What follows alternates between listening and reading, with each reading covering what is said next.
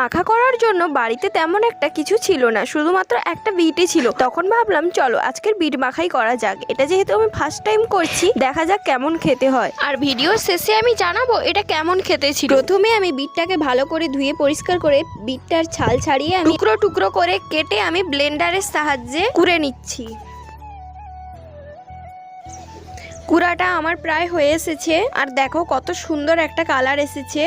বিটটা যেহেতু একটু লাল কালার, তাই একটা খুব সুন্দর কালার এসছে। এখন আমি বিটটাকে মাখাবো, তার জন্য প্রথমে নিয়ে নিচ্ছি ধনেপাতা কুচি আর কয়েকটা শুকনো লঙ্কাকে ভালো করে ডলে বিটের সঙ্গে মাখিয়ে নিয়েছি। তারপর দিয়ে দিচ্ছি 1 চামচ চিনি, জিরে ধনের পেস্ট আর সামান্য লেবুর রস দিয়ে দিচ্ছি, আর দিয়ে দিচ্ছি লবণ। দিয়ে ভালো করে বিটটাকে মাখিয়ে নিয়েছি।